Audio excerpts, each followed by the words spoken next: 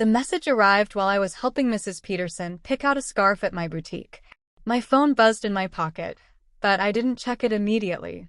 Instead, I focused on folding the delicate silk fabric, my fingers smoothing out the wrinkles as Mrs. Peterson debated between the emerald green and the deep burgundy. When she finally decided on the burgundy, I wrapped it in our signature silver paper, tied it with a satin ribbon, and handed it to her with a smile. Only then did I pull out my phone. The text was from Mark, my husband of 12 years. Asterisk, I'm leaving you. Moving to Miami with my 20-year-old babe. Already emptied our joint account. Haha. Asterisk. My hands didn't shake. My breath didn't hitch. The only sign that my world had just been appended was the slight tightening of my fingers around my phone. I exhaled slowly, then typed a simple reply. Asterisk, good luck. Asterisk. Then I slipped my phone back into my pocket and finished my workday like nothing had happened. Looking back, the red flags had been there for months. Mark had started coming home late from work, yet his paychecks hadn't increased. He'd suddenly password-protected his phone, something he'd never done before. He'd taken up going to the gym religiously, buying tight-fitting shirts and cologne that smelled like a college frat house. 3 months ago, I'd found a receipt for an expensive dinner for two, on a night he'd claimed to be working late. That same evening, I'd quietly opened a separate bank account at a different institution. A week later, when he'd suggested we combine our finances to simplify things, I'd agreed cheerfully, while transferring my personal savings to my new private account. The joint account he'd just emptied? It had just enough money to keep him from getting suspicious, about 2 months' worth of expenses. The rest was safely tucked away, along with records of every suspicious withdrawal he'd made over the past year. Mark's next text came an hour later.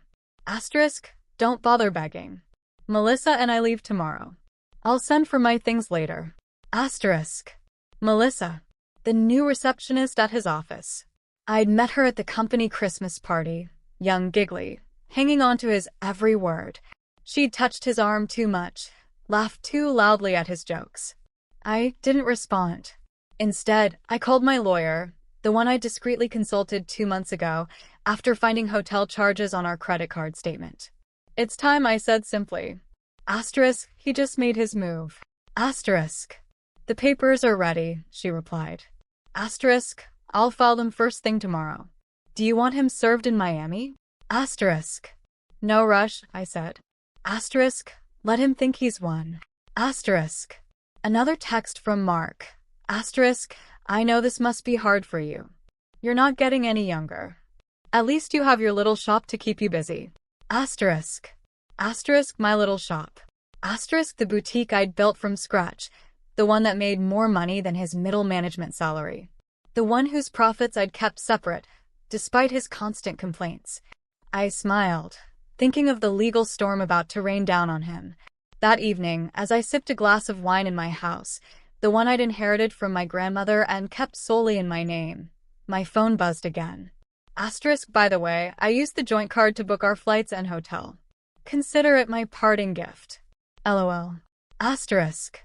Perfect. I immediately called the credit card company. I need to report fraudulent charges, I said calmly. The representative gasped when I forwarded Mark's texts. His and Melissa's first-class tickets? Cancelled. Their luxury hotel reservation? Gone. Mark would arrive at the airport tomorrow to find his grand escape in shambles. The next morning, my boutique was busier than ever. Between helping customers, I ignored Mark's increasingly frantic texts. Asterisk, what did you do? The airline won't honor our tickets. Asterisk. Asterisk, the hotel canceled our reservation. Answer me. Asterisk. By noon, his mother called, tearfully apologizing after seeing his cruel messages. His sister showed up at my shop, buying a scarf just to whisper, asterisk, he's living in a motel. Melissa's already complaining. Asterisk. My lawyer filed for an emergency hearing.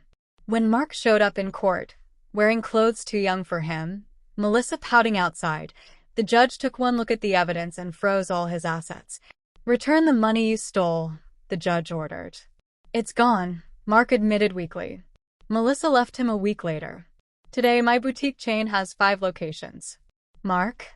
He's living in his parents' basement, still blaming everyone else for his mistakes. Sometimes, the best revenge isn't rage, it's success. And mine has never been sweeter.